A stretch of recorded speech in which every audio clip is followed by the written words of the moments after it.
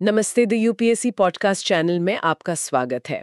आज हमारी UPSC sociology optional series में हम भारतीय समाज पर औपनिवेशिक शासन के प्रभाव यानी impact of colonial rule on Indian society इस बेहद ज़रूरी टॉपिक पर चर्चा शुरू कर रहे हैं। और इसका पहला हिस्सा है भारतीय राष्ट्रवाद की सामाजिक पृष्ठभूमि यानी social background of Indian nationalism. इसको समझना, आखिर ये नेशनल फीलिंग आई कहाँ से, कैसे बनी, हमारे पास जो सोर्सेज हैं, चलिए उनमें जरा गहराई से उतरते हैं और देखते हैं कि भारतीय राष्ट्रवाद के पनपने की कहानी क्या है। तो कहाँ से शुरू करें? शायद इस बात से कि हमारे अपने इतिहासकार मतलब ट्रेडिशनल इंडियन हिस्टोरियोग्राफी इस नेशनलिज्म के उदय को कैसे देखते हैं। उनका मानना है कि ये ब्रिटिश राज द्वारा लाए गए नए तौर तरीके मतलब इंस्टीट्यूशंस, अपॉर्चुनिटीज और रिसोर्सेज थे जिनके जवाब में भारतीयों ने रिएक्ट किया। एक तरह से ये अंग्रेजों के एक्शंस का रिएक्शन था, मतलब जो उन्होंने बदलाव किए उसी से ये भावना पैदा हुई। ऐसा? हाँ, बिल्कुल। ये एक कॉमन अंडरस्टैंडिंग है, लेकिन इसमें ना एक बड़ा दिलचस्प मोड़ है। शुरू में ब्रिटिश रूलर्स और स्कॉलर्स वो मानने को ही तैयार नहीं थे कि भाई भारतीयों में कोई नेशनल फीलिंग जैसी चीज हो भी सकती है। जरा सोचिए, 1883 में जे.आर. सीली भारत को महज एक ज्योग्राफिकल एक्सप्रेशन कह रहे हैं। मतलब बस एक नक्शे पर खींची लकीरें, कोई असली जुड़ाव या नेशनल यूनिटी नहीं। उनके लिए भारत एक देश नहीं था, बल्कि कई सारे देशों का एक झुंड था जिसे बस अंग्रेजों ने जीत लिया था। ज्योग्राफिकल एक्सप्रेशन, अरे माँ, मतलब जैसे हम किसी भी रैंडम जगह को मैप पे पॉइंट करके बोल दे। ये तो कमाल है। और फिर वो जॉन स्ट्रेची वाली बात 1884 में वो कैम्ब्रिज यूनिवर्सिटी के स्टूडेंट से कह रहे हैं, first and most essential thing to learn about India is that there is not and never was an India. मतलब भारत ना तो है ना कभी था। अरे बाप रे। और ये साहब भविष्यवाणी भी कर गए कि ये कभी एक यूनाइटेड नेशन बनेगा ही नहीं। ये तो हद है। मतलब पूरा कॉन्फिडेंस था कि ये लोग तो कभी एक हो ही नहीं सकते। एग्जैक्टली। उनका मानना था कि भारत में इतनी डाइवर्सिटी है, अलग भाषाएं, धर्म, जातियां, कि इनमें एकता तो भाई हो ही नहीं सकती, संभव ही नहीं है। लेकिन फिर आया 19वीं सदी का आखिरी दौर और 20वीं सदी की शुरुआत। नेशनलिज्म अब दिखने लगा था, मजबूत होने लगा था। कांग्रेस बन गई, आंदोलन होने लगे।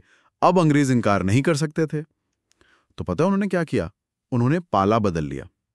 अब वो इसका क्रेडिट लेने लगे। मॉन्फोर्ड रिपोर्ट 1918 की, उसमें लिखा है कि पॉलिटिकली कॉन्शियस इंडियंस तो इंटेलेक्चुअली आर चिल्ड्रन हैं।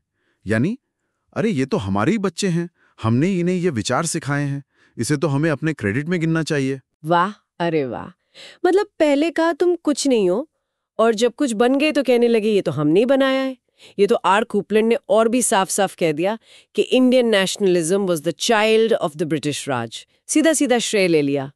ये तो बिल्कुल वैसी बात हो गई कि किसी बच्चे को पहले अपना मानने से इनकार कर दो और जब वो बड़ा होके कामयाब हो जाए तो बोलो अरे ये तो मेरा ही बच्चा है, मेरी ही परवरिश है। हाँ, आपने बिल्कुल सही पकड़ा। लेकिन कूपलैंड साहब ये बताना भूल गए कि भारतीय राष्ट्रवाद ब्रिटिश राज का एक अनवांटेड चाइल्ड था, एक अनचाहा बच्चा, जिसे पैदा तो होने दिया, वो भी अनजाने में ही समझिए, लेकिन फिर अपनाने से इनकार कर दिया और बाद में गला घोटने की पूरी कोशिश की। ये समझना बहुत जरूरी है कि नेशनलिज्म का ये जो विकास हुआ, ये अंग्रेजों की मर्जी से या उनके किसी प्लान के मुताबिक नहीं हुआ था। उन्होंने तो ऐसी कंडीशंस बनाई जिनसे राष्ट्रवाद पनपा, पर वो हमेशा इसे दबाने की ही फिराक में रहे। ये एक तरह का आप कह सकते अनइंटेंडेड कॉन्सिक्वेंस था जो उनके कंट्रोल से बाहर हो गया। ओके, ये पॉइंट बहुत इंपॉर्टेंट है, अनवांटेड चाइल्ड। तो अगर ये सिर्फ अंग्रेजों की देन नहीं थी और ना ही उनकी मर्जी से हुआ, तो फिर असलियत क्या है? मतलब ये राष्ट्रवाद की खिचड़ी पकी कैसे? कौन कौन से इंग्रेडिएंट्स थे इसमें, जरा बताइए। देखिए, सच्चाई ये है कि भारतीय राष्ट्रवाद किसी एक फैक्टर का नतीजा नहीं था। ये कई धाराओं का संगम था, एक कॉम्प्लेक्स प्रोसेस था। मोटे तौर पर हम 4 मुख्य धाराएं देख सकते हैं। पहला तो वर्ल्ड वाइड कंसेप्ट्स, दुनिया भर में नेशनलिज्म और सेल्फ डिटर्मिनेशन यानी आत्मनिर्णय के विचारों का जोर पकड़ना। खासकर फ्रेंच रिवॉल्यूशन के बाद ये आइडियाज हवा में थे और पढ़े लिखे भारतीयों तक पहुंच रहे थे। अच्छा, हाँ, ये तो था ही। दूसरा, इंडियन राष्ट्रवाद का गहरा असर।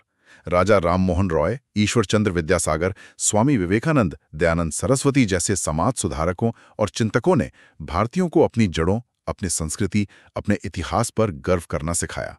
उन्होंने समाज की कुरीतियां दूर करने के साथ साथ एक आत्मविश्वास जगाया। ये अंदरूनी मजबूती थी, समझ रहे हैं आप? हाँ, बिल्कुल।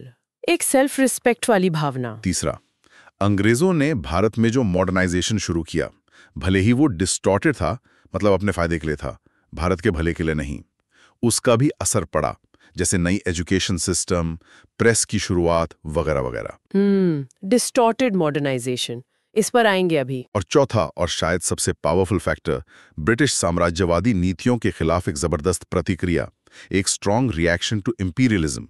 अंग्रेजों का आर्थिक शोषण, नस्लीय भेदभाव, राजनीतिक दमन, इन सब के खिलाफ गुस्सा और विरोध पनप रहा था, जिसने लोगों को एकजुट होने पर मजबूर किया। जैसे कॉलेज में अगर मैनेजमेंट बहुत अनफेयर हो जाए तो अलग अलग डिपार्टमेंट्स के स्टूडेंट्स भी साथ आ जाते हैं ना कभी कभी, कुछ वैसे ही समझिए। हाँ, बिल्कुल। ये हुई ना बात, मतलब बाहर से हवा आई, अंदर से जमीन तैयार हुई। अंग्रेजों ने अनजाने में कुछ बीज बो दिए और फिर उनके ही जुल्मों ने पानी का काम किया, वाह, जिससे राष्ट्रवाद का पौधा पनप गया। चलिए अब जरा अंग्रेजों वाले पॉइंट पर थोड़ा और गौर करते हैं। आपने कहा डिस्टॉर्टेड मॉडर्नाइजेशन। उन्होंने भारत पर अपना शिकंजा, मतलब स्ट्रैंगल होल्ड बनाए रखने और यहाँ के रिसोर्सेज का पूरा इकोनॉमिक एक्सप्लॉयटेशन करने के लिए मॉडर्न तरीके अपनाए। पॉलिटिकल, मिलिट्री, इकोनॉमिक, इंटेलेक्चुअल, मतलब पूरी तरह से कंट्रोल और प्रॉफिट का खेल था ये तो। हाँ बिल्कुल, उनकी पूरी कॉलोनियल स्कीम का यही मकसद था, इसमें कोई शक नहीं। लेकिन इस स्कीम को चलाने के लिए, भारत जैसे विशाल देश पर राज करने के लिए, यहाँ से कच्चा माल ब्रिटेन भेजने के लिए और वहाँ का बना माल भारत के कोने कोने में बेचने के लिए उन्हें कुछ तो मॉडर्न इंफ्रास्ट्रक्चर बनाना ही पड़ा। मजबूरी थी उनकी।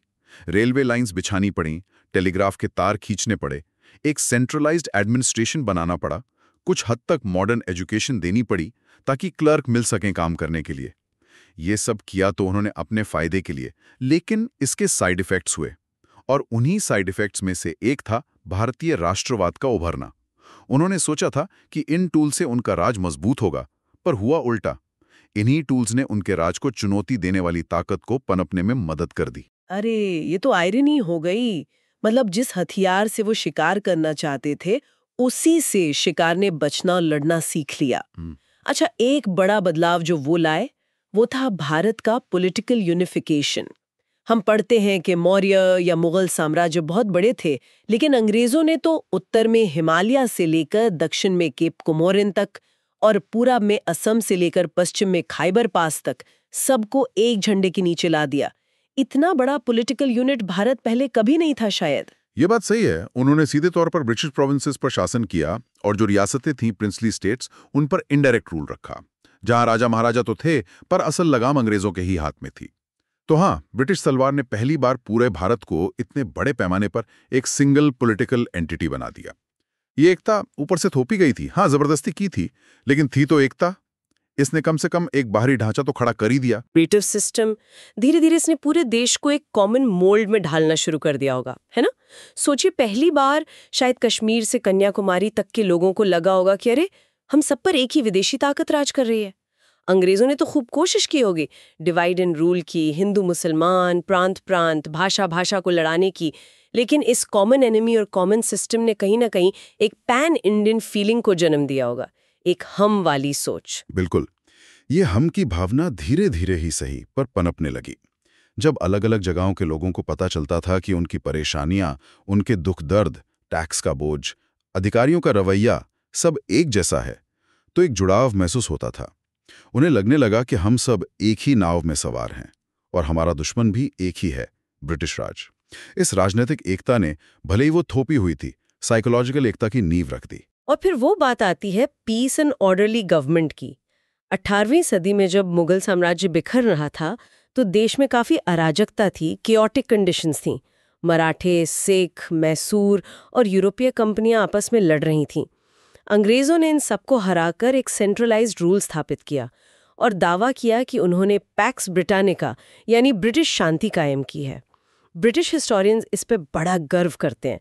हालांकि ये शांति और व्यवस्था भारत के शोषण और गुलामी की कीमत पर आई थी, पर हाँ, ऊपरी तौर पे एक ऑर्डर तो दिखता था। हाँ, और इस ऑर्डर को बनाए रखने के लिए उन्होंने एक हाईली सेंट्रलाइज्ड एडमिनिस्ट्रेटिव सिस्टम खड़ा किया।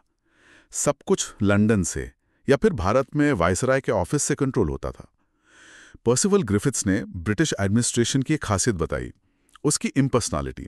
अव्यक्तिकता, मतलब सिस्टम इतना मजबूत था कि वाइसराय या सेक्रेटरी ऑफ स्टेट के बदलने से एडमिनिस्ट्रेशन के फंडामेंटल कैरेक्टर पर ज्यादा फर्क नहीं पड़ता था। ये पहले के भारतीय साम्राज्यों से अलग था, जहां राजा या बादशाह के बदलने से अक्सर नीतियां और पूरा मिजाज ही बदल जाता था।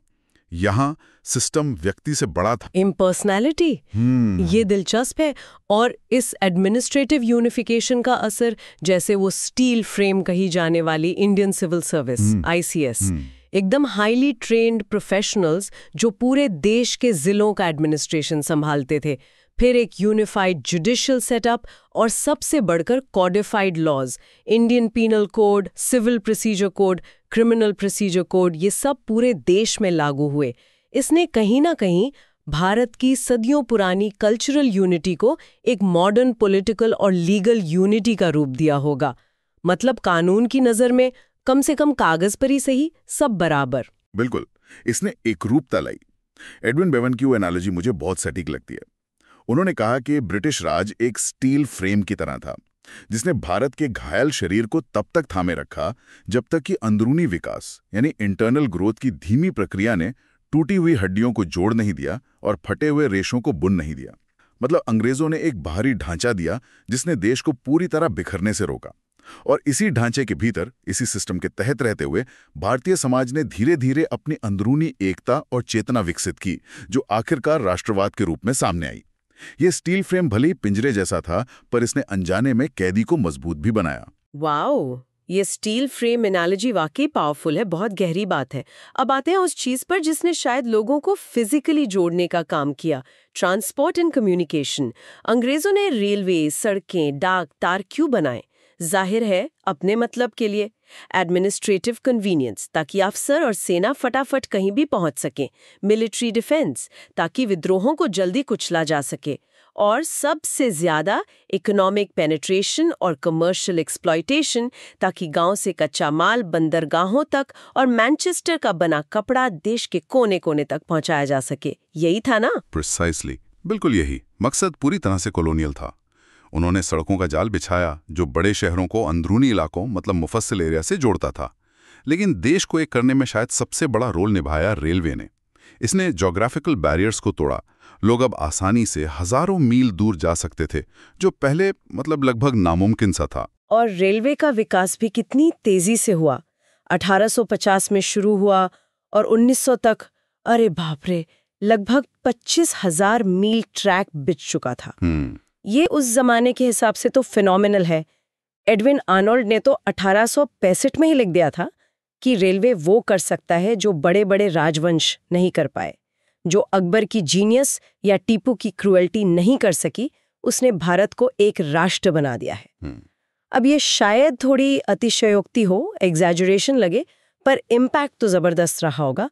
लोग एक दूसरे के इलाकों में गए होंगे, मिले जुले होंगे, एक दूसरे की तकलीफें समझी होंगी, विचारों का आदान प्रदान हुआ होगा। हाँ, रेलवे ने मोबिलिटी बढ़ाई, इसमें कोई शक नहीं। इसके साथ ही 1850 में आए मॉडर्न पोस्टल सिस्टम और इलेक्ट्रिक टेलीग्राम ने कम्युनिकेशन में क्रांति ला दी। जरा सोचिए, आधा आना 12 आना कितना सस्ता था। उसकी यूनिफॉर्म रेट पर आप देश में कहीं भी चिट्ठी भेज सकते थे, और अखबारों और पार्सलों के लिए तो और भी कम दरें थी। इसने लोगों की सोशल, एजुकेशनल, इंटेलेक्चुअल और पॉलिटिकल लाइफ को पूरी तरह बदल दिया। अब बंगाल में बैठा कोई व्यक्ति मद्रास में किसी से आसानी से कांटेक्ट में रह सकता था, खबरें मंगा सकता था, अपने विचार भेज सकता था। ये बड़ी बात थी। सही बात है। मतलब जो राष्ट्रवादी साहित्य छप रहा था, देशभक्ति के लेख, कविताएं, नेताओं के भाषण, वो अब डाक के जरिए दूर दराज के गांवों कस्बों तक पहुंच सकता था, पोस्ट ऑफिस के नेटवर्क से। नेशनल कॉन्शियसनेस फैलाने में इसका कितना बड़ा हाथ रहा होगा। और इलेक्ट्रिक टेलीग्राफ ने तो कमाल ही कर दिया, मिनटों में खबरें यहां से वहां। अंग्रेजों ने इसे अपने शासन के लिए बनाया था, इसमें कोई शक नहीं, लेकिन राष्ट्रवादियों ने भी इसका खूब इस्तेमाल किया होगा आंदोलनों को कोऑर्डिनेट करने में। बिल्कुल, in modern means of communications ने भारत के अलग अलग हिस्सों में रहने वाले लोगों को रेगुलर कांटेक्ट में रहने लायक बनाया। इससे आइसोलेशन टूटा, अलगाव खत्म हुआ, और इसने सीधे सीधे नेशनलिज्म के कॉज को प्रमोट किया। आप सोचिए ना, इंडियन नेशनल कांग्रेस INC जैसी अखिल भारतीय संस्था, या बाद में बनी all India trade union Congress AITUC, all India किसान सभा AIKS, यहाँ तक कि all India Muslim league AML। क्या ये सब बिना रेलवे, बसों या पोस्ट एंड टेलीग्राफ डिपार्टमेंट की सुविधाओं के बन सकती थी या नेशनल स्केल पर काम कर सकती थी? नामुमकिन था।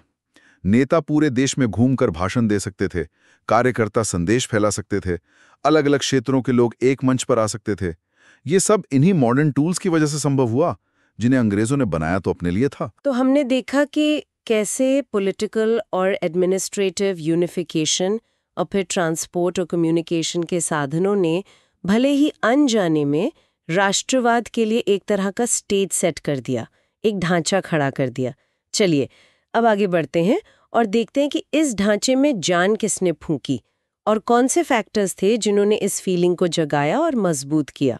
ठीक है, अब हम आधुनिक शिक्षा की शुरुआत पर बात करते हैं। Introduction of modern education. ये वो दौर था जब भारत में चीजें वाकई करवट ले रही थी। बिल्कुल। साल 1835 इसमें एक बहुत अहम मोड़ था। Sir Charles Trevelyan, TB Macaulay और governor general lord William Bentinck, इन तीनों ने मिलकर भारत में अंग्रेजी शिक्षा प्रणाली लागू करने का एक बड़ा फैसला लिया। और यहीं से वो पश्चिमी विचारों का दरवाजा खुला, जिसने आप कह सकती हैं भारतीय राजनीतिक सोच को एक बिल्कुल नई दिशा दी। लेकिन अंग्रेजों ने यह शुरू क्यों किया? क्या सिर्फ अपने राजकाज के लिए क्लर्क या बाबू तैयार करने थे, या ये इरादा कुछ और मतलब गहरा था? ट्रेविलियन का तर्क तो बड़ा सोचने वाला लगता है। हाँ, ट्रेविलियन ने 1835 में ब्रिटिश पार्लियामेंट की कमिटी थी, हाउस ऑफ लॉर्ड्स की इंडियन कमिटी, उसके सामने ये बात कही थी। अच्छा। क्या कहा था? उन्होंने कहा कि देखो, भारत में ब्रिटिश राज हमेशा तो रहेगा नहीं, ये कभी ना कभी खत्म होगा, और ये खत्म होगा या तो उन भारतीयों के हाथों जो अपने तरीके से मतलब देसी राजनीतिक बदलाव चाहेंगे, या फिर उन अंग्रेजी पढ़े लिखे भारतीयों के हाथों जो ब्रिटिश तौर तरीके, ब्रिटिश मॉडल अपनाएंगे। ओहो, मतलब उनका अंदाजा ये था कि अगर अंग्रेजी पढ़े लिखे लोग बदलाव लाएंगे तो वो धीरे धीरे होगा, शांति से होगा। हाँ, और उसमें वक्त लगेगा, हिंसक नहीं होगा, और ब्रिटेन से कल्चरल और कमर्शियल मतलब सांस्कृतिक और व्यावसायिक संबंध भी बने रहेंगे। काफी दूर की सोच रहे थे वो। हाँ, काफी दूर की, एक तरह की कंट्रोल्ड एग्जिट स्ट्रेटेजी जैसी। एग्जैक्टली। एक तरह की नियंत्रित विदाई की तैयारी। हाँ। और मैकॉले, उनका क्या कहना था?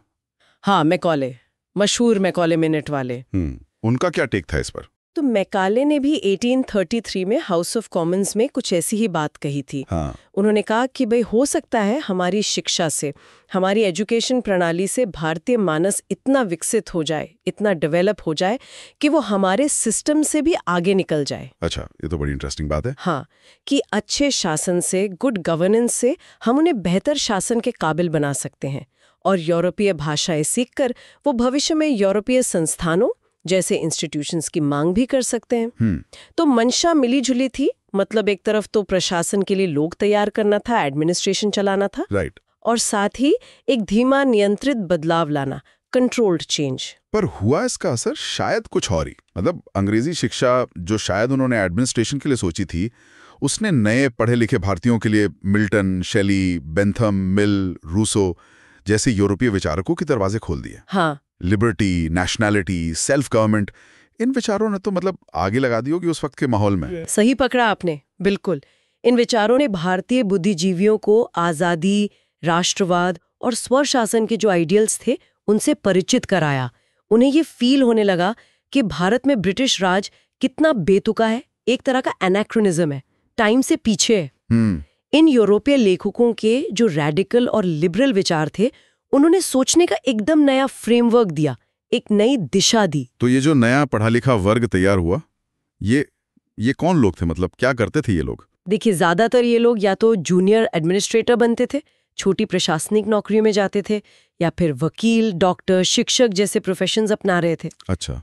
और कुछ लोग जो थोड़े संपन्न थे, वो हायर एजुकेशन के लिए इंग्लैंड भी गए, और वहां उन्होंने अपनी आंखों से देखा कि एक आजाद देश में political institutions, parliament, free press, political parties, ये सब कैसे काम करते हैं। सोचिए जरा, वहां की वो खुली हवा, फ्रीडम देखकर जब वो वापस गुलाम भारत लौटे होंगे, यहाँ तो माहौल ही एकदम अलग था। चापलूसी, साइकोफेंसी, नागरिकों के बुनियादी अधिकारों का हनन, मतलब कितना बड़ा कल्चरल शॉक और डिसअपॉइंटमेंट हुआ होगा उन्हें। बिल्कुल। और यही विलायत रिटर्न लोग और बाकी जो यहाँ अंग्रेजी पढ़े लिखे थे, ये सब मिलकर भारत का नया मिडिल क्लास इंटेलिजेंसिया बने, मध्यम वर्गीय बुद्धिजीवी वर्ग। इन्हें अपने पॉलिटिकल राइट्स की राजनीतिक अधिकारों की थोड़ी बहुत समझ आने लगी थी, पर उन्होंने देखा क्या? देखा कि 1833 के चार्टर एक्ट और 1858 की रानी की घोषणा में वादे तो बड़े बड़े थे, इक्वालिटी की बातें थी। हाँ, कागज पे तो सब अच्छा था, पर हकीकत में ऊंची सरकारी नौकरियों के दरवाजे भारतीयों के लिए लगभग बंद ही थे। इससे उनमें गहरी नाराजगी, असंतोष और फ्रस्ट्रेशन, मतलब निराशा फैली। हाँ, और ये फ्रस्ट्रेशन फिर कहीं ना कहीं तो निकलनी ही थी। कहते हैं अरबिंदो घोष जैसे कई लोग राष्ट्रवादी इसीलिए बने क्योंकि उनके लिए सरकारी नौकरी के रास्ते बंद कर दिए गए थे। मतलब सिस्टम के रिजेक्शन ने ही उन्हें क्रांति की तरफ धकेल दिया। क्या बात है। बिल्कुल सही। और यही पढ़े लिखे, जागरूक, थोड़े फ्रस्ट्रेटेड लोग ही उस उभरते हुए पॉलिटिकल डिस्कंटेंट का, राजनीतिक असंतोष का केंद्र बने। इन्होंने ही आगे चलकर भारत में राजनीतिक संस्थान बनाए, पॉलिटिकल एसोसिएशंस बनाई और उन्हें लीडरशिप प्रदान की। ये वो बुनियाद थी जिस पर आगे चलकर आजादी की लड़ाई खड़ी हुई। एक और बहुत अहम बात, पूरे देश में अंग्रेजी के फैलने से, चाहे वो कम लोगों तक ही पहुंची हो शुरुआत में, पढ़े लिखे भारतीयों को आपस में बात करने के लिए कॉमन लैंग्वेज मिल गई, एक लिंग्वा फ्रैंका, है ना? हाँ, ये बहुत जरूरी नुक्ता है। ये बहुत महत्वपूर्ण था। सोचिए, इस कॉमन भाषा के बिना एक बंगाली, एक पंजाबी, एक तमिलियन, एक महाराष्ट्रियन, ये सब पढ़े लिखे लोग एक मंच पर कैसे आते? मुश्किल होता बहुत। अपनी कॉन्फ्रेंस और कांग्रेस कैसे आयोजित करते, या एक अखिल भारतीय पैन इंडियन आंदोलन खड़ा करना तो बहुत ही मुश्किल होता। सही बात है। तो इस कॉमन लैंग्वेज ने विचारों के लेन देन को, आइडियाज के एक्सचेंज को और एक राष्ट्रीय एकता की भावना को, नेशनल यूनिटी की फीलिंग को मुमकिन बनाया, जो शायद पहले उतनी मजबूत नहीं थी या हो ही नहीं सकती थी। तो ये की कहानी आधुनिक शिक्षा की शुरुआत और उसके शुरुआती असर की काफी कुछ बदल दिया इसने। चलिए अब आगे बढ़ते हैं। ठीक है, अब हम समकालीन यूरोपीय आंदोलनों के प्रभाव पर थोड़ी और गहराई से बात करते हैं। हाँ, बिल्कुल। तो उस दौर में यूरोप और साउथ अमेरिका में जो एक कह सकते हैं राष्ट्रवादी लहरें चल रही थी, जैसे ग्रीस हो गया, इटली, आयरलैंड, वहाँ आज़ादी के आंदोलन चल रहे थे। और उधर साउथ अमेरिका में स्पेनिश और पोर्टुगीज एम्पायर्स टूट रहे थे। तो इन सब चीजों का भारत पर क्या असर पड़ रहा था? कुछ डायरेक्ट इम्पैक्ट था? हाँ, बिल्कुल असर पड़ रहा था। बल्कि इसने तो सीधे सीधे भारतीय राष्ट्रवाद को आप कह सकते हैं स्टिमुलेट किया। अच्छा, कैसे? देखिए, जो पढ़े लिखे भारतीय थे, जो उस जमाने में यूरोप जा पाए, उन्होंने वहां अपनी आंखों से देखा ये नेशनलिस्ट मूवमेंट्स कैसे काम कर रहे हैं। जैसे सुरेंद्रनाथ बैनर्जी को ही ले लीजिए। उन्होंने जोसेफ मज्जीनी और उनके यंग इटली मूवमेंट पर बाकायदा लेक्चर्स दिए। ओह, मज्जीनी पे, हाँ, वो इटली के एकीकरण के बड़े हीरो थे। बिल्कुल। और फिर लाला लाजपत राय, वो भी अक्सर गैरीबाल्डी और कार्बोनारिस का जिक्र करते थे। ये भी इटाली से ही जुड़े राष्ट्रवादी थे। हाँ, सुना है मैंने। कार्बोनारिस तो गुप्त संगठन था शायद। हाँ, गुप्त राष्ट्रवादी समूह। तो मतलब ये जो बाहरी उदाहरण थे ना, इनसे भारत में जो राष्ट्रवाद धीरे धीरे पनप रहा था, उसको एक ताकत मिली, एक इंस्पिरेशन मिली। सही बात है। मतलब बाहर की दुनिया से प्रेरणा तो मिल ही रही थी, लेकिन उसी वक्त भारत के अंदर भी तो कुछ चल रहा था। मेरा मतलब है वो जो 19वीं सदी के सामाजिक धार्मिक सुधार आंदोलन थे, उनका क्या रोल था इसमें? हाँ, वो भी बहुत महत्वपूर्ण थे। देखिए, हुआ ये कि जब वेस्टर्न साइंस और फिलॉसफी का ज्ञान यहाँ आया, तो जो पढ़े लिखे भारतीय थे, उन्होंने अपने ही धर्म, अपने रीति रिवाज, अपनी सामाजिक प्रथाओं को एक तरह से दोबारा परखना शुरू किया। अच्छा, मतलब एक तरह का आत्ममंथन। बिल्कुल। और इसी मंथन से निकले ब्रह्मो समाज, प्रार्थना समाज, आर्य समाज, फिर रामकृष्ण मिशन, थियोसॉफिकल सोसाइटी। और ये सिर्फ हिंदू समाज में ही नहीं हुआ। हाँ, मैंने पढ़ा है मुस्लिम, सिख, पारसी समाजों में भी सुधार की कोशिशें हुई थी। सही कहा। और ये सारे मूवमेंट्स जो थे ना, ये काफी प्रोग्रेसिव थे अपने समय के हिसाब से। प्रोग्रेसिव कैसे? मतलब क्या चीजें बदली उन्होंने? देखिए, धार्मिक क्षेत्र में उन्होंने अंधविश्वास, मतलब सुपरस्टिशन, मूर्ति पूजा, बहुदेववाद और ये जो वंशानुगत पुरोहिती होती है ना, कि पिता के बाद बेटा ही पुजारी बनेगा, इन चीजों का विरोध किया। और सामाजिक क्षेत्र में वहां उन्होंने जाति प्रथा, छुआछूत और जो दूसरी सामाजिक या कानूनी असमानताएं थी उन पर सीधा हमला किया। तो लक्ष्य क्या था इन आंदोलनों का? लक्ष्य था समाज को डेमोक्रेटिक लाइंस पे दोबारा खड़ा करना, मतलब इंडिविजुअल इक्वालिटी, सामाजिक बराबरी, तर्क यानी रीजन, एनलाइटनमेंट और लिबरलिज्म के आधार पर। ओके। पर अब क्या इनका कोई सीधा पॉलिटिकल मिशन था? मतलब क्या ये आजादी की बात कर रहे थे? सीधे तौर पर नहीं, इनका मेन फोकस समाज सुधार और धर्म सुधार था। लेकिन इनसे जुड़े लोगों में एक आत्मसम्मान की भावना बढ़ी, देशभक्ति यानी पेट्रियटिज्म जागा। हाँ, ये तो स्वाभाविक है। और कई आंदोलनों ने तो भारत की जो अपनी समृद्ध सांस्कृतिक विरासत है, जो कल्चरल हेरिटेज है, उसी से प्रेरणा ली। इससे क्या हुआ कि एक पैन इंडियन फीलिंग, मतलब पूरे भारत को एक समझने की भावना और राष्ट्रवाद को बढ़ावा मिला। अनजाने में ही सही, पर जमीन तैयार हो रही थी। लेकिन इसी दौर में एक और चीज भी तो साथ साथ चल रही थी, बल्कि बढ़ रही थी। अंग्रेजों और भारतीयों के बीच वो नस्लीय कड़वाहट, खासकर 1857 के विद्रोह के बाद। हाँ, वो 1857 की एक बहुत दुर्भाग्यपूर्ण लेगेसी थी। शासकों और शासितों के बीच रेशियल बिटरनेस बहुत ज्यादा बढ़ गई थी। मैंने कहीं पढ़ा था कि वो पंच मैगजीन में तो भारतीयों को आधा गोरिल्ला आधा नीग्रो जैसा दिखाते थे। बिल्कुल। और जो एंग्लो इंडियन ब्यूरोक्रेसी थी, मतलब जो अंग्रेज अफसर यहाँ काम करते थे, उनका रवैया भारतीयों के प्रति एकदम एरोगेंस और कंटेम्प्ट वाला हो गया था। अरे, मतलब घमंड और तिरस्कार। ऐसा क्यों?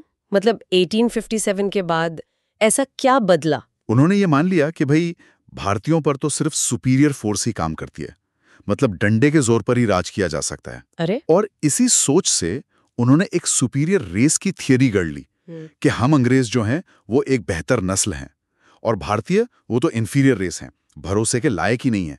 उन्हें झूठी गवाही देने वाले जालसाज तक कहा गया। ये तो बहुत ही अपमानजनक था। बहुत ज्यादा। और जो एंग्लो इंडियन लॉबी थी, वो ऐसी किताबें छपवाती थी जिसमें पश्चिमी नस्लों, खासकर अंग्रेजों का महिमामंडन किया जाता था। अब इस तरह का जो संकीर्ण नजरिया था, उसने भारतीय मानस में जाहिर तौर पर एक प्रतिक्रिया पैदा की। जो पढ़े लिखे भारतीय थे वो डिफेंसिव हो गए। उन्हें लगा कि हमें अपनी पहचान, अपने सम्मान की रक्षा करनी होगी। समझ में आ रहा है। और फिर इसके साथ जुड़ा आर्थिक शोषण का मुद्दा। ब्रिटिश शासन का भारतीय अर्थव्यवस्था पर असर कैसा था? वो असर तो विनाशकारी था, डिजास्ट्रस। जी। नेहरू ने भी कहा था कि इंडस्ट्रियल रेवोल्यूशन से पहले भारत की अर्थव्यवस्था काफी उन्नत थी, लेकिन विदेशी राजनीतिक वर्चस्व ने उसे पूरी तरह नष्ट कर दिया और बदले में कुछ भी कंस्ट्रक्टिव नहीं दिया। नतीजा भयानक गरीबी और गिरावट, पॉवर्टी एंड डेग्रेडेशन बियॉन्ड मेजर। उनके शब्दों में आप देखिए, ब्रिटिश नीतियों का एक ही मकसद था, भारत की पारंपरिक अर्थव्यवस्था का सिस्टमैटिक डिस्ट्रक्शन, मतलब पूरी योजना के साथ विनाश। पर क्यों? उन्हें क्या फायदा था इससे? फायदा? अरे, ब्रिटेन को अपने कारखानों के लिए सस्ता कच्चा माल चाहिए था और उन्हीं कारखानों में बने तैयार माल को बेचने के लिए एक बड़ा बाजार चाहिए था, और भारत ये दोनों चीजें दे सकता था। अच्छा, तो मतलब भारत की इकोनॉमी को ब्रिटिश कैपिटल के अधीन कर दिया गया। बिल्कुल, चाहे वो खेती हो, भारी उद्योग हो, फाइनेंस हो, टैरिफ्स हो, विदेशी निवेश हो, विदेशी व्यापार हो, बैंकिंग हो, सब कुछ सिर्फ और सिर्फ कॉलोनियल इकोनॉमी को बनाए रखने और मजबूत करने के लिए मैनिपुलेट किया गया। कोई उदाहरण दे सकते हैं? हाँ, जैसे कॉटन ड्यूटीज पर विवाद, उसे ब्रिटिश कपड़ा मिल मालिकों की लॉबिंग पर बार बार बदला गया, हमेशा उनके फायदे के लिए। पाउंड रुपी एक्सचेंज रेशो को भी भारतीय उद्योग और व्यापार के खिलाफ मैनिपुलेट किया गया। मतलब जब भी ब्रिटिश आर्थिक हित और भारतीय विकास में टकराव होता तो हमेशा भारतीय हितों की बलि दी जाती थी, हमेशा। और ऊपर से इतना खर्चीला सिविल और मिलिट्री एडमिनिस्ट्रेशन, भारतीयों को ऊंचे पदों से दूर रखना, बढ़ते हुए होम चार्जेस, मतलब वो खर्चे जो भारत को ब्रिटेन में करने पड़ते थे। हाँ, होम चार्जेस। और सबसे बड़ी बात, भारत से धन की निरंतर निकासी, a continuous drain of wealth. पैसा लगातार भारत से ब्रिटेन जा रहा था। इसका नतीजा क्या हुआ अर्थव्यवस्था पर? नतीजा हुआ स्टैग्नेशन। अर्थव्यवस्था रुक सी गई, लोगों की मुसीबतें, मिजरी बढ़ती गईं, और बार बार पड़ने वाले अकाल, फैमीन्स तो आम हो गए। अकाल कितने? अब सोचिए, 19वीं सदी के दूसरे हिस्से में, मतलब 1850 के बाद लगभग 24 बड़े अकाल पड़े, और अनुमान है कि इनमें करीब 2,80,00,000 लोग मारे गए। 2,80,00,000? ये तो अविश्वसनीय आंकड़ा है। और सबसे दुखद बात ये थी कि अकाल के समय भी भारत से अनाज का निर्यात ब्रिटेन और दूसरी जगहों पर जारी रहता था। क्या कह रहे हैं? मतलब यहाँ लोग भूखे मर रहे हैं और अनाज बाहर भेजा जा रहा था? हाँ, तो इसी पृष्ठभूमि में जो भारतीय राष्ट्रवादी थे, जैसे दादा भाई नौरोजी, आर.सी. दत्त वगैरह, उन्होंने भारत में बढ़ती गरीबी का सिद्धांत यानी theory of increasing poverty develop किया। अच्छा, ये ड्रेन थ्योरी जिसे कहते हैं। हाँ, वही। उन्होंने साफ साफ बताया कि भारत की इस भयंकर गरीबी का कारण ब्रिटेन की भारत विरोधी आर्थिक नीतियां हैं। उन्होंने गरीबी और विदेशी शासन को सीधा जोड़ दिया। तो इससे लोगों में गुस्सा बढ़ा होगा। गुस्सा भी बढ़ा और समझ भी बढ़ी। लोगों को लगने लगा कि जब तक ये विदेशी शासन रहेगा, हमारी गरीबी दूर नहीं होगी। इससे विदेशी शासन के खिलाफ नफरत पैदा हुई और स्वदेशी वस्तुओं और स्वदेशी शासन यानी स्वराज के लिए प्रेम बढ़ा। इसने राष्ट्रवाद को एक जबरदस्त स्टिमुलस दिया, एक नई ऊर्जा दी। और इसी माहौल में लॉर्ड लिटन की नीतियां आती हैं। उन्हें तो अक्सर नेशनलिस्ट मूवमेंट के लिए एक कैटलिटिक एजेंट यानी उत्प्रेरक माना जाता है ना? हाँ, बिल्कुल। लॉर्ड लिटन के कुछ काम और नीतियां इतनी अदूरदर्शी, इतनी शॉर्ट साइटेड और प्रतिक्रियावादी थीं कि उन्होंने विदेशी शासन के खिलाफ जो गुस्सा पहले से था, उसे और भड़का दिया। जैसे कि क्या किया था लिटन ने? एक तो उन्होंने आईसीएस यानी इंडियन सिविल सर्विस परीक्षा के लिए जो अधिकतम आयु सीमा थी, उसे 21 साल से घटाकर 19 साल कर दिया। 19 साल? तो फिर भारतीयों के लिए तो कंपटीशन लगभग नामुमकिन हो गया होगा। बिल्कुल, यही मकसद भी था शायद। फिर 1877 का वो भव्य दिल्ली दरबार याद कीजिए। हाँ, महारानी विक्टोरिया को केसरे हिंद घोषित किया गया था। हाँ, और तब जब देश के बड़े हिस्से में भयानक अकाल पड़ा हुआ था, उस पर कलकत्ता के एक पत्रकार ने क्या खूब लिखा था, नीरो बांसुरी बजा रहा था जब रोम जल रहा था। वाह, क्या तंज था। और लिटन ने 2 और बड़े आपत्तिजनक कानून बनाए, वर्नाक्युलर प्रेस एक्ट और इंडियन आर्म्स एक्ट, दोनों 1878 में। हाँ, वर्नाक्युलर प्रेस एक्ट तो देसी भाषाओं के अखबारों पर नकेल कसने के लिए था ना? बिल्कुल। और आर्म्स एक्ट ने भारतीयों के लिए हथियार रखना बहुत मुश्किल कर दिया, जबकि यूरोपियंस पर यह लागू नहीं होता था। तो ये सब जो अलोप्रिय काम लिटन ने किए, इनसे पूरे देश में जबरदस्त विरोध हुआ और सरकार के खिलाफ प्रचार करने के लिए कई राजनीतिक संगठन, पॉलिटिकल एसोसिएशंस बनने का रास्ता साफ हुआ। और फिर आया इल्बर्ट बिल विवाद। ये भी एक बड़ा टर्निंग पॉइंट माना जाता है। हाँ, इल्बर्ट बिल विवाद ने तो मतलब दोनों तरफ जुनून भड़का दिया था, अंग्रेजों में भी और भारतीयों में भी। इसमें था क्या असल में? देखिए, उस वक्त लॉर्ड रिपन वाइसरॉय थे, जो थोड़े उदार माने जाते थे। उनकी सरकार ये जो नस्लीय भेदभाव पर आधारित न्यायिक अरोग्यता थी, उसे खत्म करना चाहती थी। मतलब ये कि उस समय भारतीय जज, चाहे वो कितने भी सीनियर हों, वो यूरोपीय अभियुक्तों के मुकदमे नहीं सुन सकते थे, सिर्फ यूरोपीय जज ही सुन सकते थे। अरे बाप रे। इल्बर्ट बिल इसी भेदभाव को खत्म करना चाहता था। वो चाहता था कि जो भारतीय जज कवर्नेंटेड सिविल सर्विस के सदस्य हैं, उन्हें भी वही शक्तियां और अधिकार मिले जो उनके यूरोपीय साथियों को मिले हुए थे। ये तो बिल्कुल सही और न्यायपूर्ण बात लग रही है। फिर विवाद क्यों हुआ? विवाद इसलिए हुआ क्योंकि भारत में रहने वाले यूरोपीय समुदाय, अंग्रेज व्यापारी, बागान मालिक, अफसर, उन्होंने इसका जबरदस्त विरोध किया। एक तूफान खड़ा कर दिया उन्होंने, अ स्टॉर्म ऑफ एजिटेशन।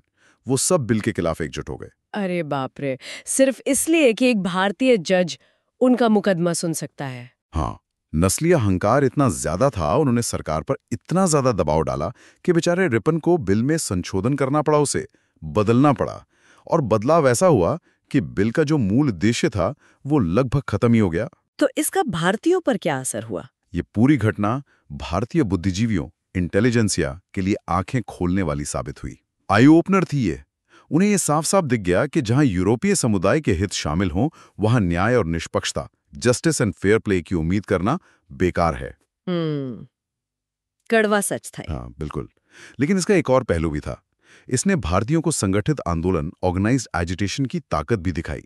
उन्होंने देखा कि कैसे मुट्ठी भर अंग्रेजों ने एकजुट होकर सरकार को झुका दिया।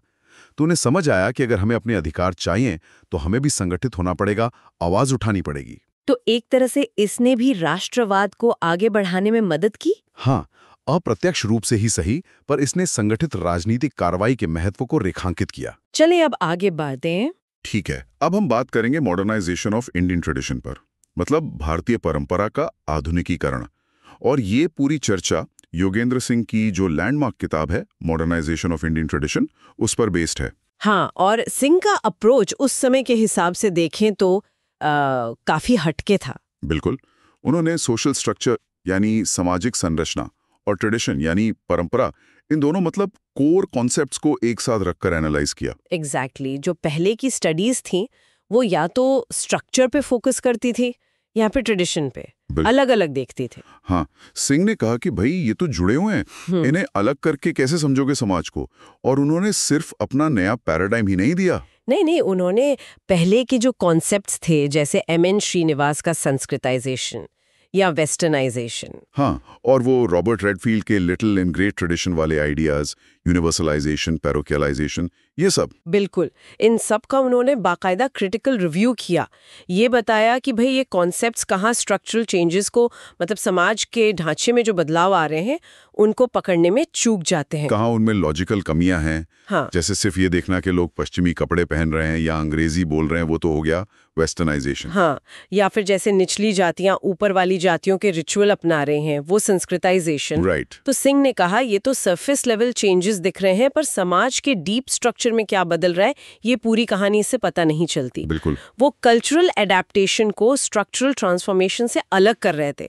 सिंह ने कहा कि हमें एक ज्यादा कॉम्प्रिहेंसिव, एक ज्यादा मतलब मुकम्मल पैराडाइम चाहिए। तो फिर उनका पैराडाइम क्या था? उन्होंने क्या फ्रेमवर्क दिया? हाँ, तो देखिए सिंघा का पैराडाइम बेसिकली 2 डायमेंशंस पे टिका है। बहुत एलिगेंट है। पहला डायमेंशन चेंज का सोर्स क्या है, बदलाव आ कहां से रहा है, सिस्टम के अंदर से ही, यानी एंडोजिनस। जैसे समाज के भीतर कोई सुधार आंदोलन हो गया। हाँ, या फिर सिस्टम के बाहर से, यानी एक्सोजीनस, जैसे ब्रिटिश रूल का आना, या आज के जमाने में कहें तो ग्लोबलाइजेशन का असर। ओके, तो पहला डायमेंशन हुआ सोर्स, अंदरूनी या बाहरी, एंडोजीनस या एक्सोजीनस।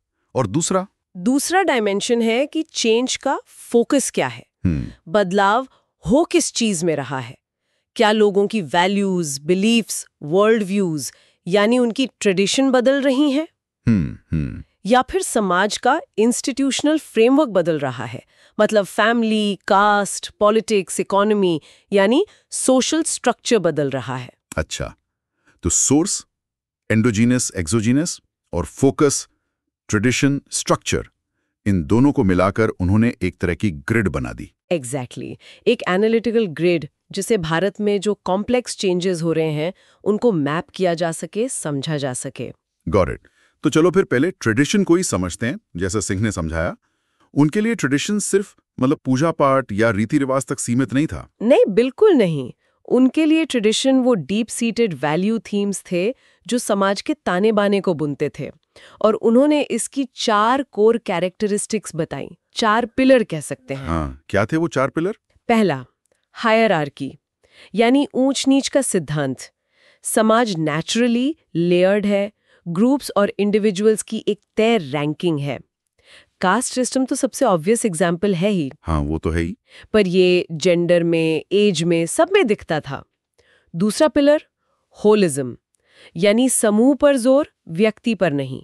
इंडिविजुअल से ज्यादा ग्रुप इंपॉर्टेंट है, फैमिली, कम्युनिटी, कास्ट। मतलब आपकी पहचान, आपके फैसले सब ग्रुप के कॉन्टेक्स्ट में, इंडिविजुअलिज्म की गुंजाइश कम। शादी का फैसला कौन करता है? माँ बाप, समाज। लड़के लड़के की पसंद बाद में आती है, अगर आती है तो। ये होलिज्म का ही तो असर है। सही बात है। तीसरा पिलर था कॉन्टिन्यूटी, निरंतरता। मतलब जो जैसा सदियों से चला आ रहा है वो सही है, उसे क्वेश्चन मत करो। पास्ट की अथॉरिटी बहुत स्ट्रांग थी, बदलाव को शक की नजर से देखा जाता था। रीति रिवाज, मान्यताएं सब पीढ़ी दर पीढ़ी चलती थी। ओके, और चौथा? ट्रांसेंडेंस। ट्रांसेंडेंस यानी पारलौकिकता। इस दुनिया मतलब दिस वर्ल्डली चीजों से ज्यादा फोकस दूसरी दुनिया, अदर वर्ल्डली चीजों पर था। धर्म, कर्म, मोक्ष, पुनर्जन्म, स्वर्ग, नर्क, इन पर ज्यादा जोर। आपकी जिंदगी का अल्टीमेट गोल स्पिरिचुअल लिबरेशन माना जाता था, मटेरियल वेलबीइंग नहीं। और सिंह का कहना था कि ये चारों चीजें, हायरार्की, होलिज्म, कॉन्टिन्यूटी, ट्रांसेंडेंस, ये सिर्फ हिंदू परंपरा में ही नहीं थी। नहीं, उनके अनुसार ये ट्रेडिशनल इस्लामिक सोसाइटी में भी मौजूद थी, बस उनके अपने स्पेसिफिक फॉर्म्स में।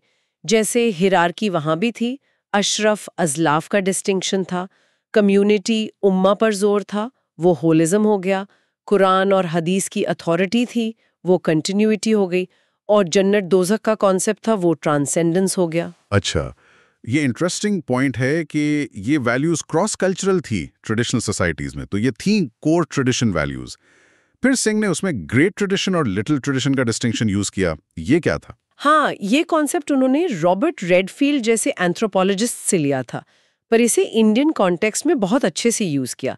ग्रेट ट्रेडिशन मतलब वो परंपराएं जो पैन इंडियन थीं, पूरे देश में फैली हुई थीं, ज्यादातर टेक्स्ट बेस्ड थीं, एलीट थीं, जैसे वेदों, उपनिषदों, धर्मशास्त्रों पर बेस्ड जो ब्राह्मणिकल हिंदुइज्म है जी या कुरान और शरिया पर बेस्ड इस्लामिक ट्रेडिशन। जी ये ज्यादा स्टैंडर्डाइज्ड, कोडिफाइड, लर्न्ड परंपराएं थीं। जी अक्सर अपर स्ट्राटा या पढ़े लिखे लोगों से जुड़ी थीं। आप इसे ऑफिशियल या हाई कल्चर वर्जन कह सकते हैं धर्म और समाज के नियमों का। ओके, समझ गया।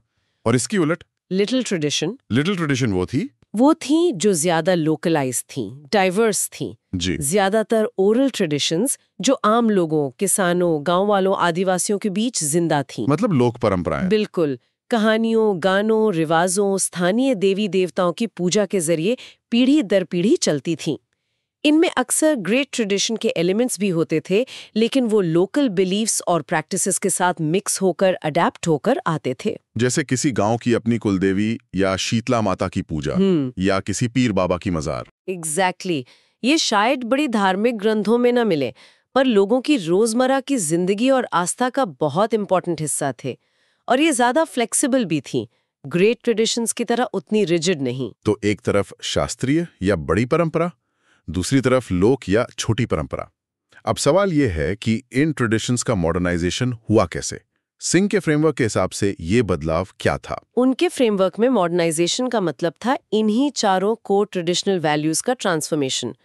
पहला, हायरार्की से इक्वालिटी की तरफ जाना, मतलब ऊंच नीच खत्म करना, सबको बराबर मानना, जैसे हमारा कॉन्स्टिट्यूशन कहता है, आर्टिकल 14, 15 और 17। बिल्कुल, कानून की नजर में सब बराबर, जाति, लिंग, धर्म के आधार पर कोई भेदभाव नहीं।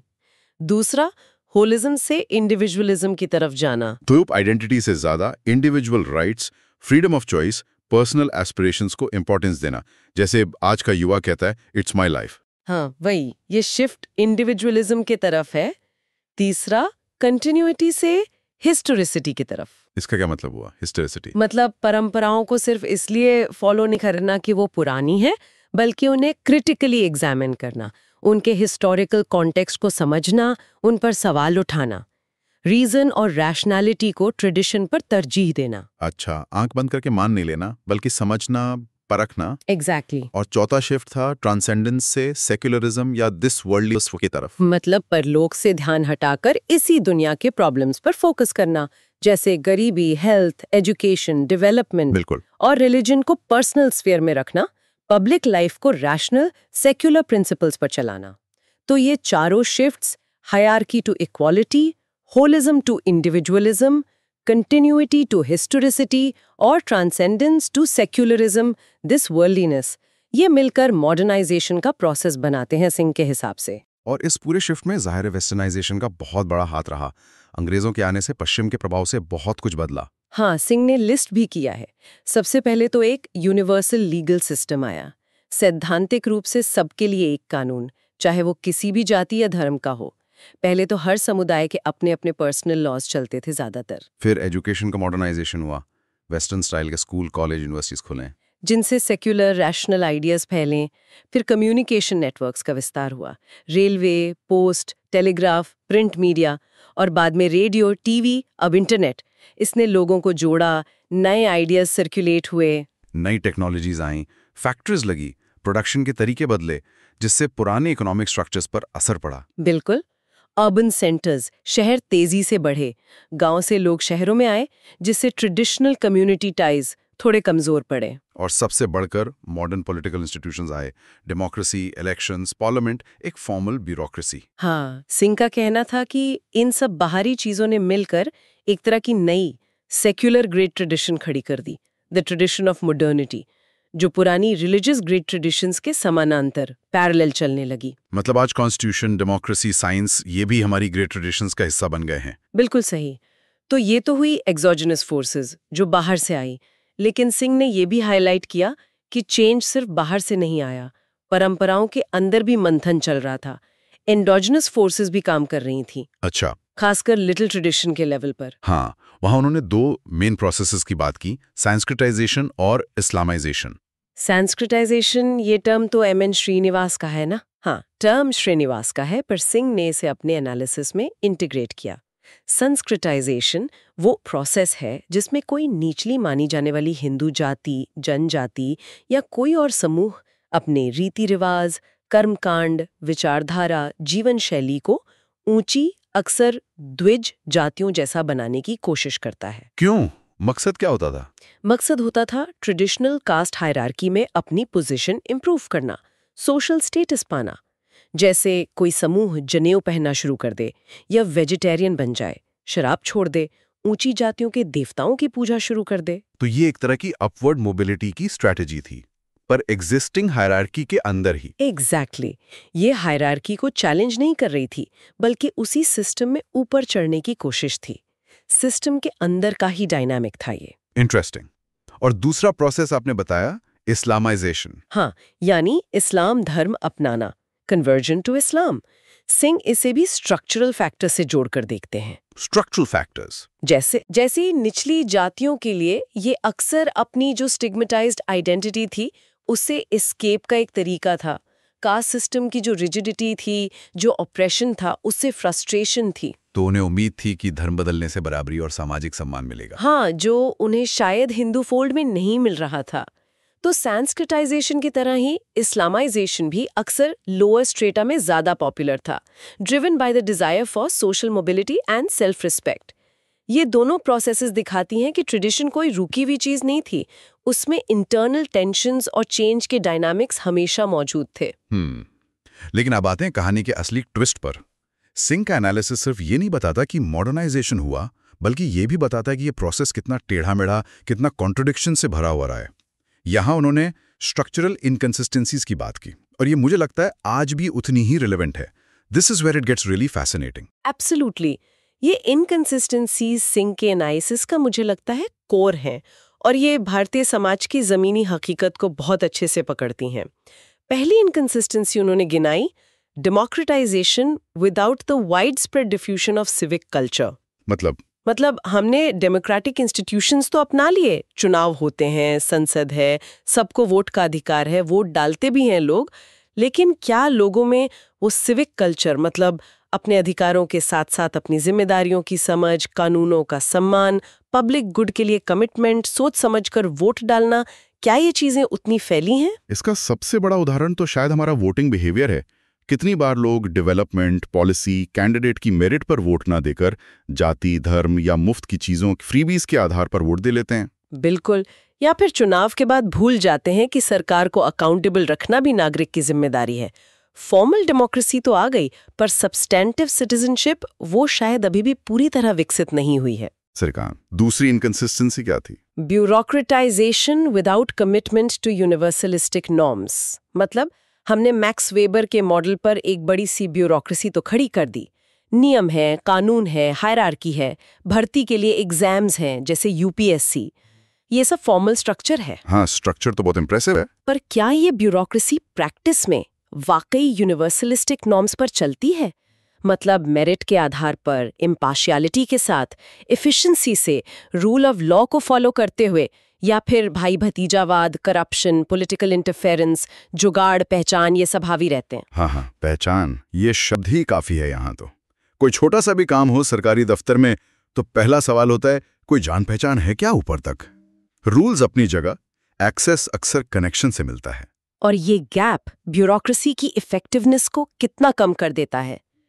तीसरी इनकंसिस्टेंसी भी बहुत जबरदस्त है। कौन सी? अच्छा, इसको पूरा समझाएं।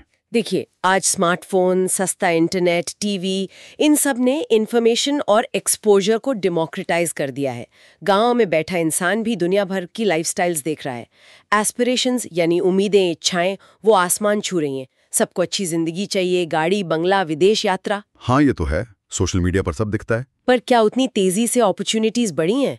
जॉब्स बढ़े हैं, रिसोर्सेज बढ़े हैं, और जो वेल्थ देश में जनरेट हो रही है, क्या उसका बंटवारा यानी डिस्ट्रीब्यूटिव जस्टिस फेयर तरीके से हो रहा है? कहाँ? यही तो सबसे बड़ी फ्रस्ट्रेशन का सोर्स है आज की यूथ में। एस्पिरेशंस बहुत ऊंची हैं, पर रियलिटी, बेरोजगारी, कम तनख्वाह, बढ़ती असमानता, वो बहुत अलग है। इस गैप से सोशल अनरेस्ट का खतरा भी तो बढ़ता है ना? बिल्कुल। चौथी inconsistency, emphasis on a welfare state framework but inadequate distributive justice। हम आज़ादी के बाद से ही कहते हैं कि हम वेलफेयर स्टेट हैं, गरीबों के लिए, मार्जिनलाइज्ड के लिए ढेरों पॉलिसीज हैं, रिजर्वेशंस हैं, सब्सिडीज हैं। कागजों पर तो हम बहुत कल्याणकारी लगते हैं। हाँ, योजनाएं तो बहुत बनती हैं। पर क्या ये वेलफेयर बेनिफिट्स असल में ज़रूरतमंदों तक पहुंच पाते हैं? क्या डिलीवरी मैकेनिज्म्स एफिशिएंट हैं, करप्शन फ्री हैं? देख लीजिए, पब्लिक डिस्ट्रीब्यूशन सिस्टम, सरकारी अस्पताल, सरकारी school, scholarships, leakages, corruption, bureaucratic hurdles, कितना कुछ है। इंटेंशन शायद नेक हो, पर जमीन पर असर अक्सर उतना नहीं दिखता। अमीर गरीब की खाई कई बार कम होने के बजाय बढ़ती भी नजर आती है। सही बात है। पांचवी inconsistency, over urbanisation without commensurate industrialisation. मतलब लोग गांव छोड़कर शहरों में तो आ रहे हैं। हाँ, तेजी से आ रहे हैं जॉब्स और बेहतर जिंदगी की तलाश में। Over urbanisation. लेकिन क्या शहरों में उतने stable, well paying industrial jobs हैं जो इस भीड़ को एब्जॉर्ब कर सकें? ज्यादातर तो नहीं है। ज्यादातर लोग इनफॉर्मल सेक्टर में ही खप जाते हैं, कम पैसे वाली इनसिक्योर जॉब्स में। और नतीजा? शहरों पर जबरदस्त दबाव, स्लम्स का फैलना, इंफ्रास्ट्रक्चर का चरमराना, ट्रैफिक जैम्स, पानी की किल्लत, sanitation problems, pollution. Urban growth तो हो रहा है, पर वो अक्सर सस्टेनेबल नहीं है, केओटिक है। और आखिरी इनकंसिस्टेंसी, जो शायद सबसे गहरी है। हाँ, modernisation without substantive changes in the stratification system. मतलब हम बाहरी तौर पर तो मॉडर्न दिखते हैं, कपड़े, भाषा, टेक्नोलॉजी सब अपना लिया, लेकिन समाज का जो कोर स्ट्रैटिफिकेशन है, जाति, वर्ग, लिंग, धर्म के आधार पर जो बंटवारा और ऊंच नीच है, क्या वो फंडामेंटली बदला है? ये सवाल तो वाकई चुभता है। आज भी हम इंटरकास्ट मैरिज पर हिंसा की खबरें सुनते हैं, दलितों के साथ भेदभाव की खबरें आती हैं, जेंडर पे गैप आज भी है, रिलीजियस पोलराइजेशन बढ़ रहा है ना? ऐसा लगता है कि मॉडर्न विनियर के नीचे वो ट्रेडिशनल हायरार्कीज और प्रेजुडिसेस अभी भी जिंदा हैं, बल्कि कई बार तो नए फॉर्म्स में और ज्यादा मजबूत होकर सामने आ रहे हैं। मॉडर्नाइजेशन शायद कई मामलों में स्किन डीप ही रहा है। तो ये सारी इनकंसिस्टेंसीज दिखाती हैं कि भारत में मॉडर्नाइजेशन का रास्ता कितना जटिल, कितना विरोधाभासों से भरा और चुनौतियों वाला रहा है। ये वेस्ट की तरह कोई सीधी सपाट सड़क नहीं थी। बिल्कुल नहीं। लेकिन जैसा आपने कहा, सिंह की कहानी यहीं खत्म नहीं होती। वो सिर्फ प्रॉब्लम्स गिनाकर नहीं छोड़ते, वो भारतीय समाज की एक यूनिक स्ट्रेंथ की तरफ भी इशारा करते हैं। इसका कंसिलिएटरी पैटर्न। ये क्या चीज है? हाँ, ये बड़ा इंटरेस्टिंग कॉन्सेप्ट है, कंसिलिएटरी पैटर्न। इसका मतलब है भारतीय समाज की वो टेंडेंसी, वो क्षमता जिससे वो विरोधाभासों, कॉन्ट्रडिक्शंस और तनावों को रिकंसाइल कर लेता है, अकोमोडेट कर लेता है, एब्जॉर्ब कर लेता है, बजाय इसके कि सिस्टम पूरी तरह टूट जाए, स्ट्रक्चरल ब्रेकडाउन। मतलब झगड़े होते हैं, तनाव होते हैं, पर सिस्टम फिर भी चलता रहता है, उसे पचा लेता है। हाँ, एक तरह की रेजिलियंस है, चीजों के साथ कोएग्जिस्ट करने की, तालमेल बिठाने की अद्भुत क्षमता है। ऐसा नहीं कि कॉन्फ्लिक्ट्स नहीं है, बिल्कुल है, पर सिस्टम उन्हें मैनेज कर लेता है, पूरी तरह बिखरता नहीं है। इसके कुछ एग्जाम्पल्स क्या हो सकते हैं? जैसे सिंह ने पॉइंट आउट किया कि इतनी सारी इनकंसिस्टेंसीज के बावजूद हमारा डेमोक्रेटिक फ्रेमवर्क कोलैप्स नहीं हुआ है। चुनाव होते हैं, सत्ता बदलती है, लोग पार्टिसिपेट करते हैं। दूसरा, उन्होंने कहा कि जो अलग अलग तरह के एलिट्स हैं, पॉलिटिकल, बिजनेस, इंटेलेक्चुअल, उनके बीच मॉडर्नाइजेशन के जो ब्रॉड गोल्स हैं, उनको लेकर एक मोटा मोटा कंसेंसस रहा है, भले ही उनमें आपस में मतभेद हों। और सबसे इम्पोर्टेंट शायद ये कि ट्रेडिशन और मॉडर्निटी के बीच एक वर्किंग रिलेशनशिप बन गया है। एग्जैक्टली, यही सबसे खास बात है। ट्रेडिशन हमेशा मॉडर्नाइजेशन के रास्ते में रोड़ा नहीं बनती, अक्सर वो साथ साथ चलती हैं, एक दूसरे में घुल मिल जाती हैं, अडैप्ट हो जाती हैं। हाँ, ये तो हम अपनी रोजमर्रा की जिंदगी में देखते हैं। लोग लेटेस्ट स्मार्टफोन यूज करते हैं, पर व्हाट्सएप पे त्योहारों की बधाई भी भेजते हैं, ऑनलाइन पंडित जी से पूजा करवाते हैं, मॉडर्न कपड़ों में मंदिर जाते हैं। बिल्कुल, we seem to have found a way to live in multiple worlds simultaneously. लोग मॉडर्न मेडिसिन पर भरोसा करते हैं, पर मंदिर जाके मन्नत भी मांगते हैं।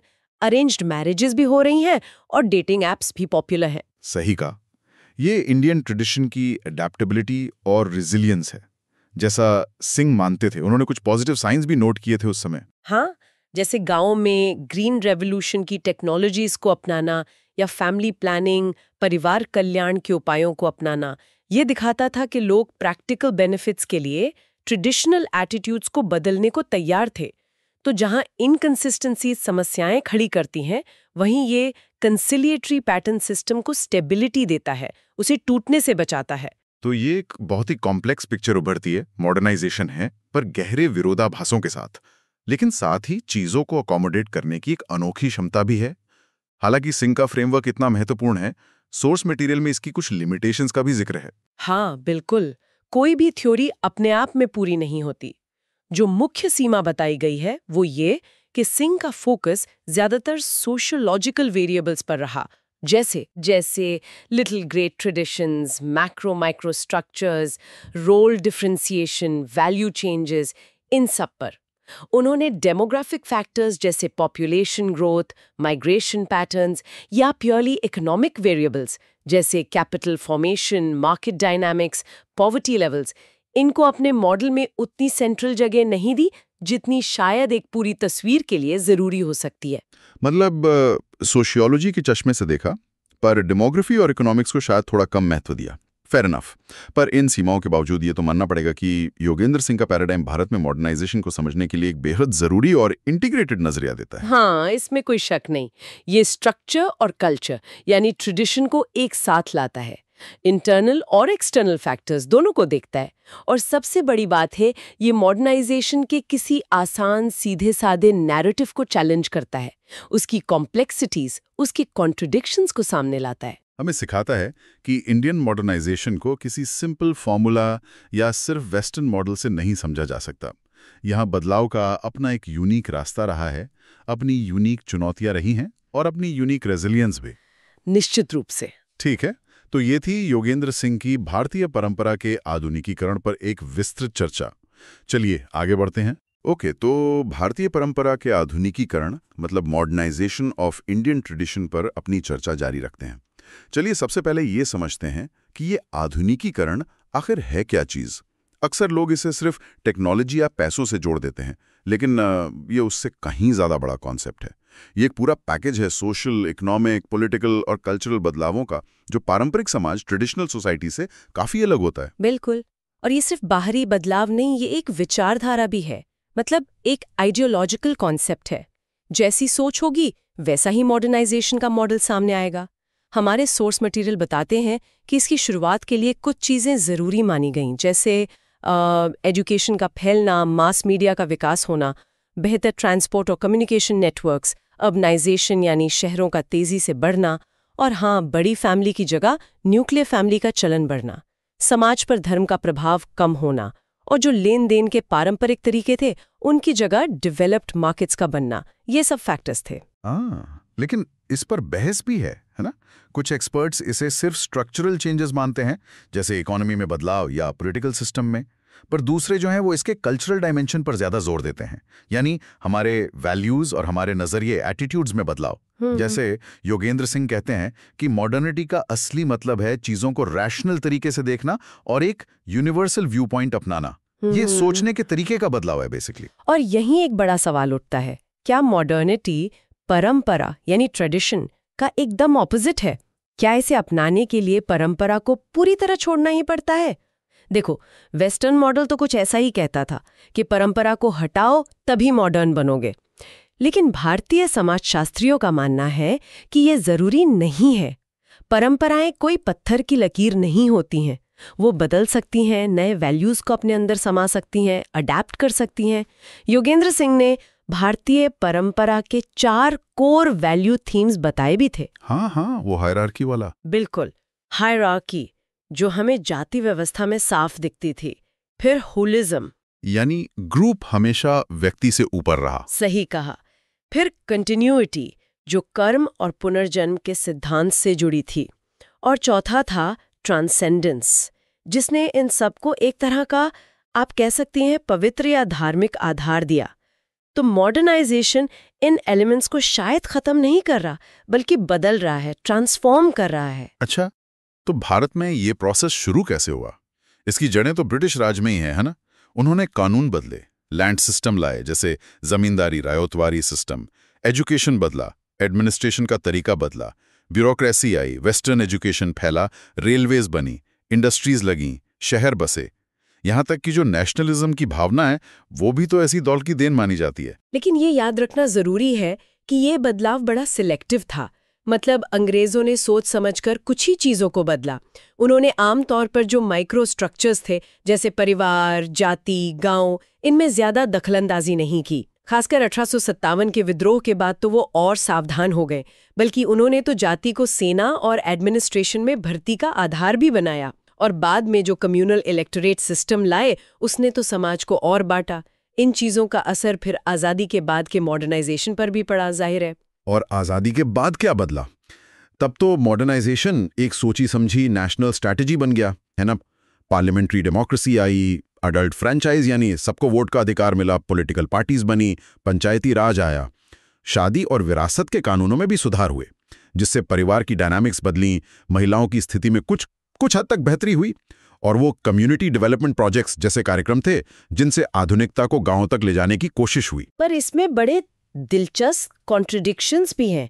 पारंपरिक संस्थाएं गायब नहीं हुई, बिल्कुल नहीं, बल्कि उन्होंने नए रूप ले लिए, अडेप्ट कर लिया। जैसे आजकल धार्मिक गुरु टीवी चैनल्स का इस्तेमाल कर रहे हैं अपने प्रवचन के लिए। जाति अब एक पॉलिटिकल एसोसिएशन की तरह काम कर रही है, चुनाव में वोट बैंक बना रही है।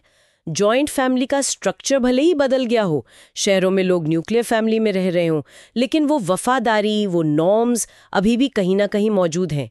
जैसा योगेंद्र सिंह ने कहा भी है, पारंपरिक संस्थाओं का फॉर्म बना रह सकता है पर उनका सब्सटेंस बदल सकता है। ये बड़ी समझने वाली बात है। तो क्या इन बदलावों और कॉन्ट्रडिक्शन से सिस्टम में तनाव, मतलब टेंशन्स या ब्रेकडाउन का खतरा है? शुरुआत में आइजनस्टेड और डूमोंट जैसे थिंकर्स का मानना था कि भारत की स्ट्रक्चरल ऑटोनॉमी ने मदद की। मतलब राजनीति और जाति व्यवस्था का काफी हद तक अलग अलग काम करना, इसने एक तरह के शॉक अब्जॉर्बर का काम किया, बड़े झटकों को झेल लिया। हाँ, बिल्कुल। लेकिन आज़ादी के बाद जब मॉडर्नाइजेशन हर स्फीयर में फैला, जीवन के हर पहलू में, तो ये बफर कमजोर पड़ गया। अब पॉलिटिकल बदलाव सीधे तौर पर जाति और क्लास को अफेक्ट करते हैं, जिससे कल्चरल वैल्यूज में टकराव दिखता है, जैसे सेक्युलरिज्म और पारंपरिक मूल्यों के बीच का तनाव। गुनार मेडाल ने इसे सॉफ्ट स्टेट पॉलिसी कहा था, याद है?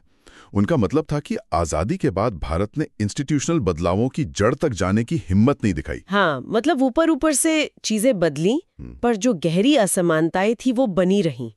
नीतियों में कहा कुछ गया, हुआ कुछ और खासकर गांवों में सत्ता अमीर किसानों या प्रभुत्वशाली जातियों के हाथ में केंद्रित हो गई। उन्होंने ये भी पॉइंट आउट किया था कि एशिया में अक्सर लोकतंत्र राष्ट्रवाद से पहले आ गया, जबकि यूरोप में पहले एक मजबूत स्टेट बना, फिर लोकतंत्र आया। ये क्रम उल्टा था। इसे देखने के और भी नजरिए हैं, बिल्कुल। जैसे W. रस्टो ने विकास के वो 5 स्टेजेस बताए थे, हाँ, जो पूरी तरह मार्केट कैपिटलिज्म पर आधारित थे, प्रिमिटिव सोसाइटी से शुरू होकर मास कंजम्पशन के स्टेज तक। और दूसरी तरफ M.N. श्रीनिवास ने मॉडर्निटी को वैल्यू लोडेड माना, यानी ये सिर्फ तटस्थ बदलाव नहीं है, बल्कि ये पश्चिमी मूल्यों से जुड़ा हुआ है। बिल्कुल, और इसीलिए उन्होंने वेस्टर्नाइजेशन और संस्कृताइजेशन जैसे कॉन्सेप्ट्स दिए। ये दिखाते हैं कि भारत में बदलाव कैसे ऊपर से भी आ रहा है और नीचे से भी, मतलब परंपरा के अंदर से भी अडेप्ट हो रहा है। और फिर मार्क्सी नजरिया भी तो है। D.P. मुखर्जी, A.R. देसाई, रंगीर सिंह जैसे विचारक। हाँ, इनका फोकस क्लास इंटरेस्ट यानी वर्ग हितों पर रहता है। मुखर्जी ने हिंदू और इस्लामी मूल्यों के टकराव और सिंथेसिस की बात की थी, उनके डायलेक्टिक्स की। देसाई ने राष्ट्रवाद को उभरते भारतीय पूंजीपति वर्ग के हितों से जोड़ा था। और रणधीर सिंह का तर्क है कि मॉडर्नाइजेशन ने भारत में एक छोटा पूंजीपति वर्ग, मतलब पेटी बुर्जुआजी पैदा किया है। एग्रीकल्चर में कैपिटलिज्म बढ़ा है, जिससे बड़े पैमाने पर डिस्प्लेसमेंट हुआ है। शोषण यानी एक्सप्लॉयटेशन बढ़ा है और गरीबी बढ़ी है। शिक्षा का कमर्शलाइजेशन हुआ है, जिससे अमीर गरीब की खाई और चौड़ी हुई है और दौलत कुछ ही हाथों में सिमट रही है।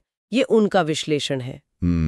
तो कुल मिला के देखें तो मॉडर्नाइजेशन ने तनाव और टकराव जरूर पैदा किए हैं, इसमें कोई शक नहीं। लेकिन शायद ये दबी हुई उम्मीदों और आकांक्षाओं के बाहर आने का संकेत भी है। लोग अब सवाल उठा रहे हैं, अपने हक मांग रहे हैं। बिल्कुल। प्रोटेस्ट मूवमेंट्स इसी प्रोसेस का एक स्वाभाविक हिस्सा है।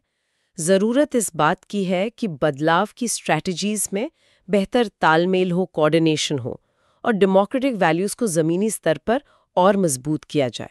अच्छी बात यह है कि इंस्टीट्यूशनल ब्रेकडाउन का बड़ा खतरा शायद अभी नहीं लगता। हाँ, क्योंकि लोकतंत्र की जड़ें काफ़ी हद तक जम चुकी हैं, परंपराएं काफ़ी एडेप्टेबल साबित हुई हैं जैसा हमने देखा, और कृषि में जो प्रगति हुई है उससे भी कुछ उम्मीद बनती है, हालांकि चुनौतियां अभी भी बहुत है। ओके, तो उम्मीद है भारतीय राष्ट्रवाद की सामाजिक पृष्ठभूमि और भारतीय परंपरा के आधुनिकीकरण पर हमारी आज की ये चर्चा आपको पसंद आई होगी। यूपीएससी के विषयों पर ऐसी और गहरी चर्चाओं के लिए द यूपीएससी पॉडकास्ट चैनल को सब्सक्राइब करें। धन्यवाद। जय हिंद।